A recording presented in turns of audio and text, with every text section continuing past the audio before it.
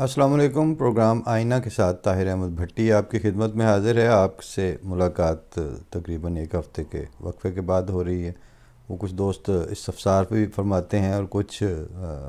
تشویش کا اظہار بھی کرتے ہیں صحت اور طبیعت اور حالات کے حوالے سے۔ اللہ تعالیٰ کا سب شکر خیر خیریت ہے، لیکن وہی بات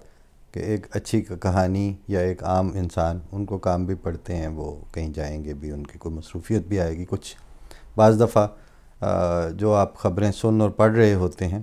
وہی آپ پہ ایک بے دلی کی کیفیت بھی پیدا کر دیتے ہیں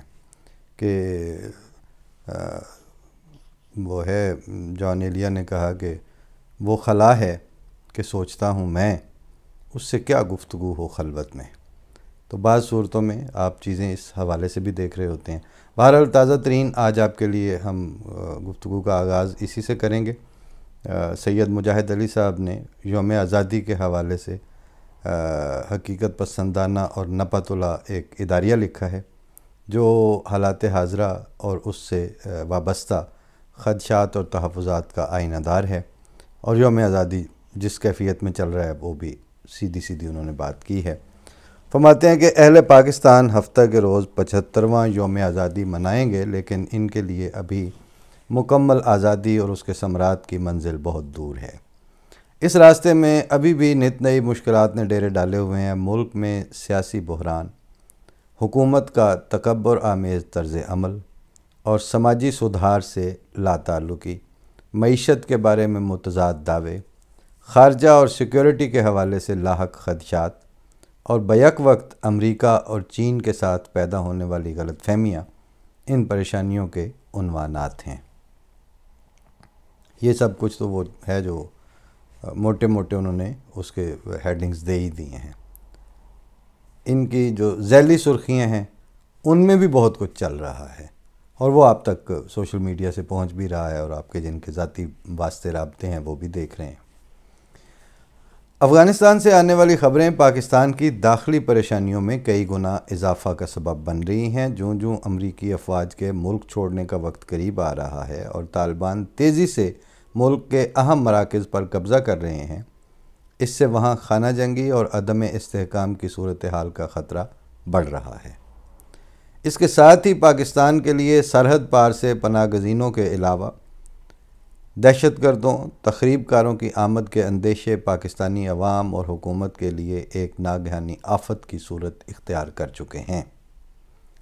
طالبان نے تیزی سے عسکری کامیابیاں حاصل کی ہیں اور اتنی ہی تیزی سے اس تاثر کو غلط ثابت کر رہے ہیں کہ طالبان کے موجودہ جتھے اور ان کے لیڈر 90 کی دہائی والے طالبان نہیں ہیں جنہوں نے ملا عمر کی سربراہی میں ظلم و بربریت کی مثالیں قائم کی تھیں۔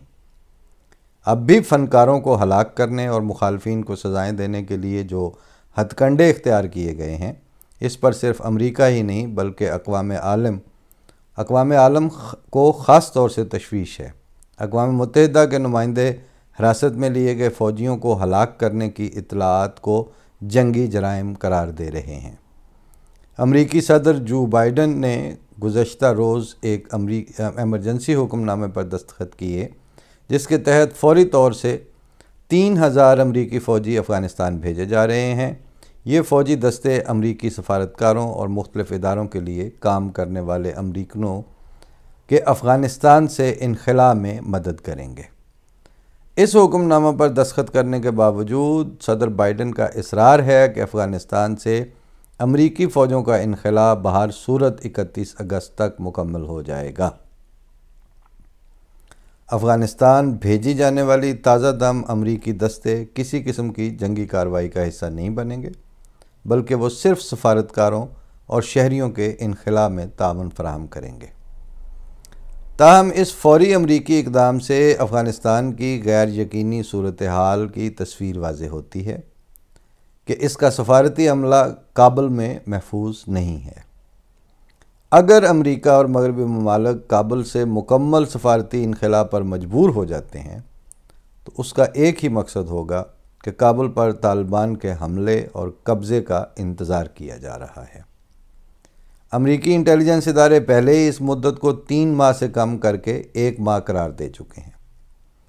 کابل پر طالبان کے قبضے کے بعد شروع ہونے والا بحران سب سے پہلے پاکستان کی مشکلات میں اضافہ کرے گا۔ اس وقت ہزاروں افغان شہریوں نے ان علاقوں سے فرار ہو کر کابل میں پناہ لی ہوئی ہے، جہاں طالبان کا قبضہ ہو چکا ہے، اور کابل سے موصول ہونے والی اطلاعات کے مطابق شہر کے پارکوں اور پبلک مقامات پر اپنے گھروں سے فرار ہونے والے شہریوں نے ڈیرے ڈالے ہوئے ہیں۔ جوں ہی طالبان کے شہر پر حملہ کرنے کی خبریں عام ہوں گی، یہ لوگ حفاظت کے نقطہ نظر سے پاکستان کا رخ کریں گے۔ پاکستان نے افغان سرحد پر باڑ لگانے کا 70-80% کام مکمل کر لیا ہے۔ ہنگامی صورتحال کی وجہ سے سرحد کا کنٹرول بھی اب باقاعدہ فوج کے حوالے کیا جا چکا ہے۔ حکومت بار بار یہ دعویٰ کرتی ہے کہ پاکستان میں پہلے ہی 30 لاکھ افغان پناہ گزین موجود ہیں۔ ملک مزید افغان باشندوں کا بوجھ برداشت نہیں کر سکتا۔ وزیر خارجہ شاہ محمود قریشی نے یہ تجویز بھی دی تھی کہ کسی مشکل صورتحال میں افغانستان کے اندر ہی سرحدی علاقوں میں کیمپ بنا کر حفاظت کے لیے گھروں سے فرار ہونے والے شہریوں کو پناہ فراہم کی جائے، لیکن اس مطالبے کو کسی عالمی فورم پر کوئی خاص پذیرائی حاصل نہیں ہو سکی۔ پاکستان کے اصرار کے باوجود اس بات کا امکان ہے کہ اگر افغانستان میں اگلے چند روز کے اندر امن و امان بحال نہ ہو سکا اور طالبان جنگ بندی کر کے سیاسی مفاہمت کے کسی فارمولے پر متفق نہیں ہوتے، تو پاکستانی سرحدوں کو پناہ گزینوں سے محفوظ رکھنا ممکن نہیں رہے گا۔ پناہ گزینوں کے نئے ریلے کی آمد سے پیدا ہونے والی اقتصادی مشکلات کا معاملہ تو ایک علیحدہ درد سر ہے، لیکن سب سے پہلے یہ شدید اندیشہ موجود ہے کہ ان پناہ گزینوں میں تحریک طالبان پاکستان کے دہشت گرد بھی ملک میں آئیں گے، اور بھارتی اور افغان ایجنسیاں بھی اپنے تخریب کار پناہ گزینوں کے روپ میں پاکستان میں روانہ کر سکتے ہیں۔ طالبان کے ساتھ پاکستان کے تعلقات کی نوعیت اور افہام و تفہیم کی حقیقی صورتحال کسی کے علم میں نہیں ہے۔ بظاہر وزیر اعظم سے لے کر تمام اعلیٰ حکومتی ترجمان یہی دعویٰ کرتے رہے ہیں کہ طالبان پر اب پاکستان کا کوئی رسوخ باقی نہیں رہا، کیونکہ امریکہ نے عجلت میں انخلاء کے بعد نہ صرف اپنی بارگیننگ پوزیشن کمزور کی ہے، بلکہ طالبان نے پاکستان کی بات سننے سے بھی انکار کر دیا ہے۔ وزیر اعظم کا دعویٰ رہا ہے کہ طالبان کے پاس سیاسی اور عسکری صلاحیت ہے، جیت ان کے سامنے ہے، تو وہ پاکستان کی بات کیوں سنیں گے؟ اس قسم کے بیان دراصل قبل از وقت افغانستان پر طالبان کے قبضے کو تسلیم کرنے کا اعلان ہے، اور بالواسطہ طور سے کہا جا رہا ہے کہ پاکستان طالبان کی حکومت کو قبول کر لے گا، خواہ وہ طاقت کے زور پر ہی اقتدار حاصل کریں، اور اس کی وجہ سے افغانستان اور خطے میں نیا انتشار اور بے چینی ہی کیوں نہ پیدا ہو جائے۔ یہ جو آپ کو ایک تسلسل سے میں پڑھ کے تو وہ ایک طرح سے نیوز اپڈیٹس ہے، یہ اس لیے پیش کر رہا ہوں کہ جب کہیں آگ لگ رہی ہے اور آپ اس کی ڈائنامکس سے بے خبر رہنا یا اس سے آنکھیں بند کر کے تو صرف یہ کہیں کہ ہماری بات کریں اور ہماری داخلی صورتحال کیا ہے اور ہم کیا سوچ رہے ہیں، اس سے جو سوشل اور پولیٹیکل اور سوشیو پولیٹیکل جو پرسپیکٹیو ہے وہ نہ ڈیولپ ہوتا ہے نہ سمجھ آتا ہے۔ اور اس وقت ہم ایک فکرہ تو کہہ دیں گے کہ وہاں شدید اس وقت خوف اور خدشات کے سائے منڈلا رہے ہیں، اور وہ خدشات اور خوف قطعی طور پر حقیقی نوعیت کے ہیں، لیکن جب تک یہ تھوڑی ڈیٹیل سامنے نہ ہو تو وہ جو آپ کا ایک یک سطری جملہ ہے وہ ایک ابسرڈ سی سٹیٹمنٹ بن کے رہ جاتا ہے۔ پاکستان میں میڈیا اور سوشل میڈیا پر گزشتہ چند ماہ کے دوران جس طرح امریکی شکست اور طالبان کی فتح کا اعلان کرتے ہوئے ان کے اقتدار میں واپسی کا انتظار کیا جاتا رہا ہے، اور طالبان کی جنگجوئی پر جس طرح خوشی کے شادیانے بجائے جاتے رہے ہیں، اسے اگر سرکاری پالیسی نہ بھی مانا جائے تو بھی پاکستان کا سینسر شدہ اور سرکاری کنٹرول میں مجبور اور بے بس میڈیا کسی اشارے کے بغیر ایسے پروپیگنڈے کا اہتمام نہیں کر سکتا۔ یعنی سرکاری طور پر پاکستانی حکومت یہ کہتی ہے کہ اس کا افغانستان میں کوئی پسندیدہ نہیں ہے اور وہ طاقت کے زور پر کابل پر قبضے اور اقتدار حاصل کرنے کے طریقے کو قبول نہیں کرے گی، لیکن غیر اعلانیہ طور سے طالبان کی آمد کا انتظار کیا جا رہا ہے اور اس پر خوشی اور مسرت کو چھپانے کی ضرورت بھی محسوس نہیں کی جا رہی۔ وزیر اعظم نے اپنے جوش بیان سے اس کا ذمہ دار امریکی حکومت کو قرار دینے کی بھرپور کوشش کی ہے، حتیٰ کہ گزشتہ روز ایک میڈیا ٹاک میں بھی انہوں نے یہ اعلان بھی کر دیا کہ امریکہ کے لیے پاکستان کی اہمیت محض افغانستان میں پیدا کیے گئے ہوئے مسئلے سے نمٹنے تک ہے، ورنہ اس نے بھارت کو اپنا اسٹریٹجک پارٹنر بنا لیا ہے اور اب پاکستان کے ساتھ اس کا رویہ تبدیل ہو چکا ہے۔ امریکہ نے اس سخت بیانی کا براہ راست کوئی جواب نہیں دیا، لیکن آج ایک طرف وزارت خارجہ کے ترجمان نے امریکہ کے ساتھ دوستی کا اعلان کیا تو دوسری طرف army chief general Qamar Javed Bajwa نے امریکی ناظم الامور کے ساتھ ملاقات کی اور انہیں پاکستان کے بھرپور تعاون کا یقین دلایا۔ اس دوران وزیر اعظم عمران خان نے چینی سفیر سے ملاقات کی اور پاک چین تعلقات کو آہنی قرار دیتے ہوئے امید ظاہر کی ہے کہ داسو ڈیم جیسے واقعات دونوں ملکوں کے درمیان کسی قسم کا فاصلہ پیدا نہیں کریں گے۔ ان ملاقاتوں سے صرف یہی اخذ کیا جا سکتا ہے کہ پاکستان کی خارجہ پالیسی کسی طے شدہ حکمت عملی کے بغیر روزمرہ کی بنیاد پر ابھرنے والی صورتحال اور مسائل کی روشنی میں طے کی جاتی ہے۔ پہلے ایک سخت بیان دیا جاتا ہے یا کوئی افسوسناک واقعہ رونما ہوتا ہے، پھر اس کے منفی اثرات کو کم کرنے کے لیے بھاگ دوڑ کی جاتی ہے۔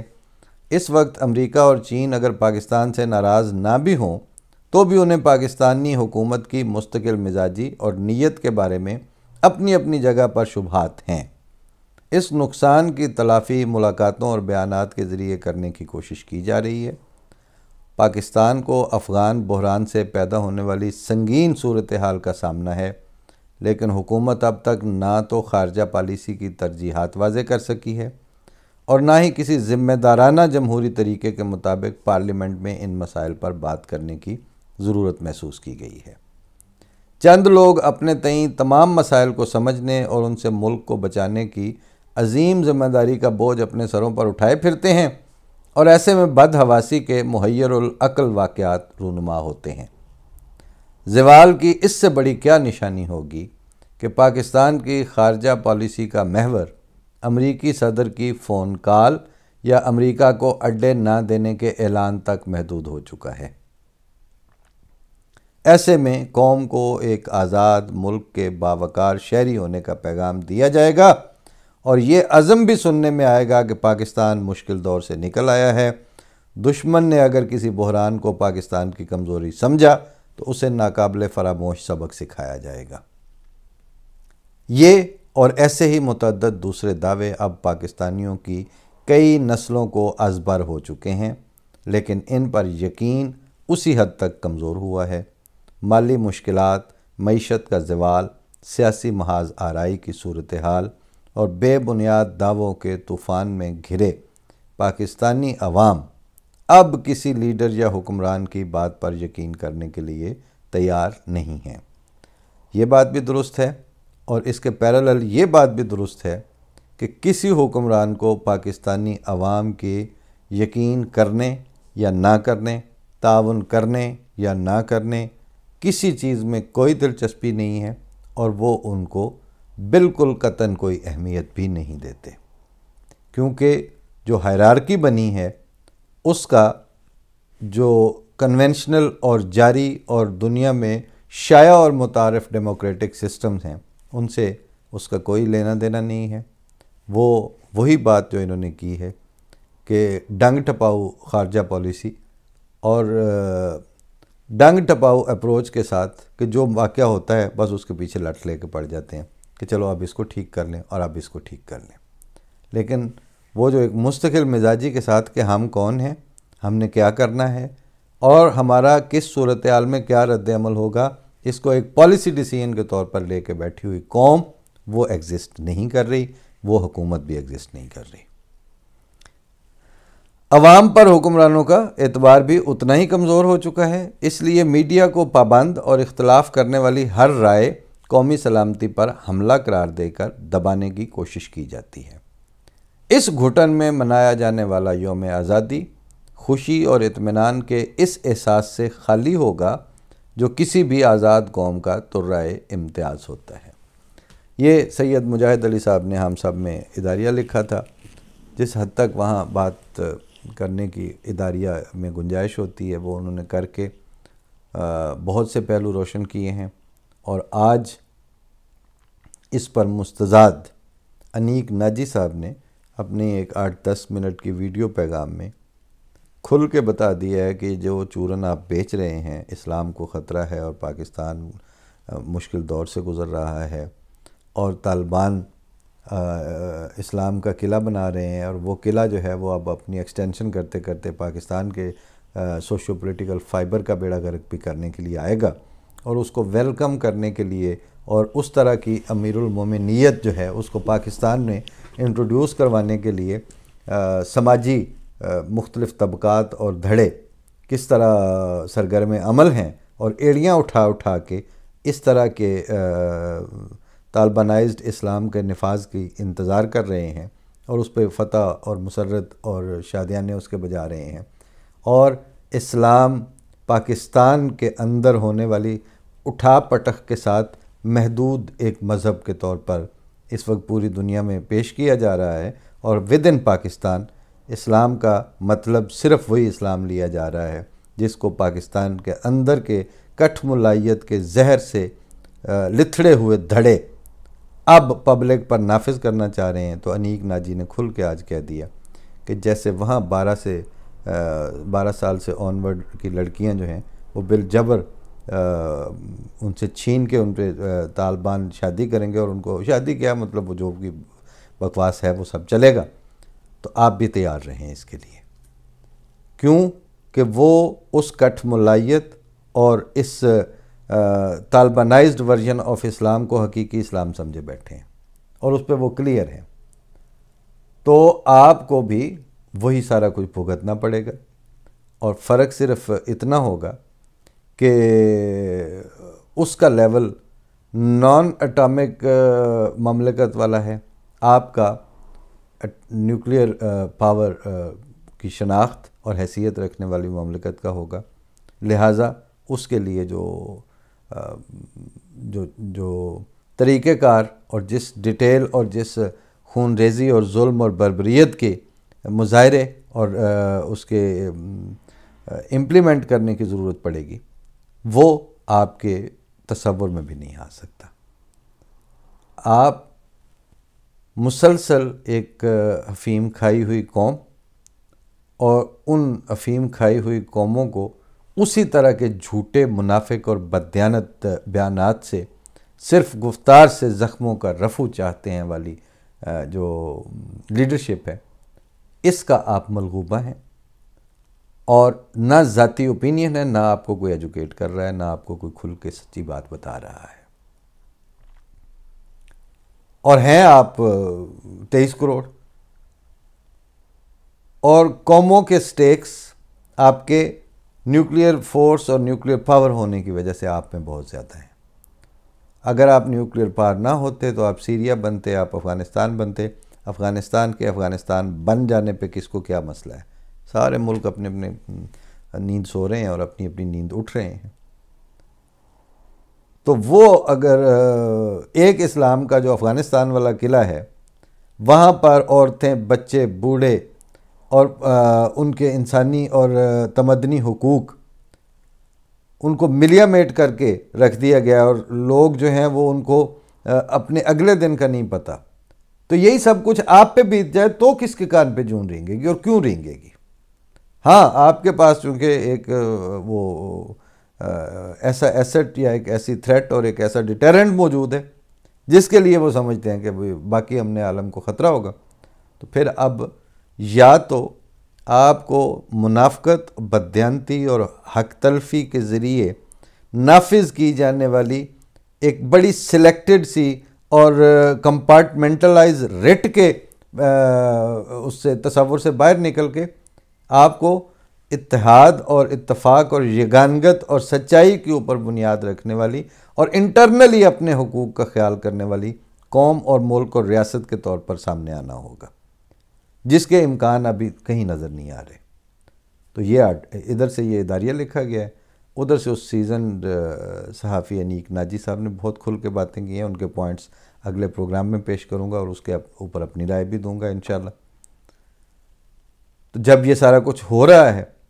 اب ہم اس وقت آپ کو کوئی ایسی نئی بین اور نئی دھن سنا دیں کہ راوی چین دیکھ رہا ہے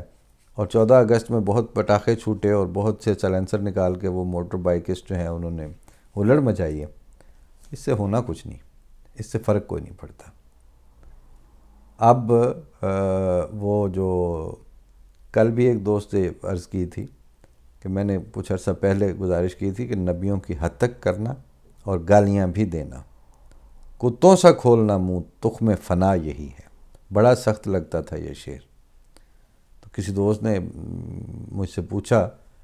کہ یہ مرزا صاحب نے اس طرح کی بات اور آپ آگے پیش بھی کر رہے ہیں۔ میں نے کہا ایک تو میں وقت کے امام اور وقت کے امام مہدی اور نبی کی بات کو سینسر کرنے والا کون ہوتا ہوں،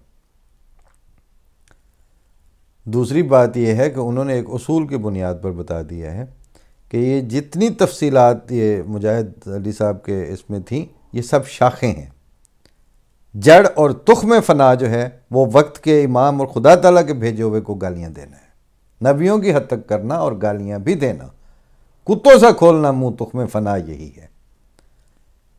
یہ جو بربادی کا بیج اور تخم ہے اس کے اوپر اس وقت آپ قومی سطح پہ پرائیڈ لے رہے ہیں، پھر اس کے بعد آئے کچھ ابر کچھ شراب آئے، اس کے بعد آئے جو عذاب آئے، کیونکہ خدا کا خوف کر جانا اور سچائی اور خدا سے مدد اور استمداد کے ذریعے اپنی کسی مشکل کو حل کرنے کے لیے فریاد کرنا، وہ تو ہم نے تو آج تک نہیں دیکھا۔ ہم سے پہلے اگر کسی قوم نے کسی نسل نے دیکھا ہے تو وہ ابھی ہیں، وہ ہمیں بتا دیں۔ ہم نے آج تک صرف گدڑ ٹپوشیاں لگاتے ہوئے آپ کو سیاسی اور سماجی طور پر دیکھا ہے، اور جھوٹ کی نجاست کھاتے ہوئے دیکھا ہے آپ کو۔ جو آپ سٹل وہی کر رہے ہیں اسی کو انہوں نے بیان کیا ہے، اور انیک ناجی صاحب نے اپنے 9-10 منٹ کی ویڈیو میں بہت قابل قدر باتیں کی۔ مجھے حوصلہ ہوا وہ بات سن کے کہ جب میں یہ کہتا تھا کہ یہ منافق ہیں، یہ بددیانت ہیں، یہ اسلام کو بیچ کے کھا رہے ہیں اور اپنے مفاد کی خاطر ہر سطح کا جھوٹ مذہب کے نام پر بول رہے ہیں، اور کبھی وہ پاکستان رمضان میں بنا تھا تو یہ ساری کہانیاں گھڑ رہے ہیں۔ انہوں نے تو صاف کہا کہ بھائی جس وقت اسلام آیا تھا اس وقت پاکستان کا دور دور تک کہیں نام و نشان نہیں تھا، نہ پاکستان قرآن میں ہے نہ حدیث میں ہے، یہ 47 میں بن رہا ہے، اور اس کو وہاں نہ جوڑیں کہ اسلام پاکستان کے بغیر سروائیو نہیں کر سکتا۔ وہ خدا تعالیٰ کا بھیجا ہوا مذہب ہے، اس کا پاکستان سے کوئی لمبا چوڑا لینا دینا نہیں ہے۔ آپ میں انسانیت اور اسلامی اوصاف اور بانی اسلام کی تعلیم پر عمل درآمد کرنے والی کرتوت ہوں گے، آپ میں وہ ایٹیکیٹس اور مینرزم ہوگا تو آپ اس کا فیض پا لیں گے۔ لیکن یہ کہانیاں اور جو سناتے ہوئے آپ ممبروں سے چڑھ چڑھ کے سناتے آئے ہیں نا، وہ اب ایک ادھر اسلام کا قلعہ بن رہا ہے اور وہ بالکل آپ کے ساتھ ہے، نیکسٹ ڈور ہے۔ اس میں BBC نے وہ تفاصیل بھی بتائی ہیں، وہ بھی اگلے پروگرام میں ہی ہوگی بات، کہ کس طرح اب لوگ وہاں سوچ رہے ہیں اور کس طرح وہاں انسانیت جو ہے وہ بربریت کے انتظار میں اس خوف کے سائے میں سسک رہی ہے بیٹھ کے، پارکوں میں بھی اور گھروں میں بھی۔ وہ قلعہ ہے اسلام کا، اب آپ اس کو ذرا بڑا قلعہ بنا لیں، لیکن اس سے بدتر تو ہو سکیں گے، اس سے بہتر آپ کو کچھ نہیں نصیب ہونا۔ فی امان اللہ، بڑی دکھ بھری باتیں اور بہت تکلیف کے حالات ہیں۔ سیدھی سچی کھری بات کر کے اپنا خدا تعالیٰ سے بھی مدد مانگیں، اور اس سچے تجزیے کی بنیاد پر اپنے حفاظتی بندوبست کریں، اور وہ بندوبست اب وہ جو ہے نا کہ اتنی فوج تو بیسٹ آرمی، یہ اس سے آگے کی بات ہے۔ اب جو اگر آپ قومی سطح پر جڑے ہوئے نہیں ہیں اور آپ نے سوسائٹی کو تقسیم در تقسیم کرنے والے قوانین اور رویوں میں سے باز نہیں آنا، تو یہ اب آپ کے سب کچھ در پہ کھڑا ہے۔ وہاں پہ بندوقیں بھی تھیں، وہاں پہ سارا کچھ تھا، کیا کر لیا ہے؟ ادھر فوج تھی، ادھر ہیلی کاپٹر تھے، روزانہ ایک چیز ٹوٹ جاتی ہے، کون اس گھر کی دیکھ بھال کرے؟ ان بدترین حالات میں ہمیں آپ سے رابطہ تو رکھنا ہی ہے، بات تو ہم کریں گے ہی، کبھی کسی حوالے سے کبھی کسی حوالے سے۔ وہ پرویز الہی جو ہیں وہ اپنی یعنی چودھری تو ان کے نام بڑیچوں کے ساتھ لگتا ہی ہے، لیکن مجھے بدقسمتی ہے کہ جب بھی ان کی کوئی ایسی لیول پہ بات سنی ہے ہمیشہ مسخرے پن کا شکار ہی پایا ہے انہیں۔ یہ کافی ساری چیزوں پہ بات ہونے والی ہے انشاءاللہ اگلے پنجابی پروگرام میں بھی اور دیگر آئینہ کے پروگراموں میں بھی اب انشاءاللہ بات ہوتی رہے گی۔ فی امان اللہ، السلام۔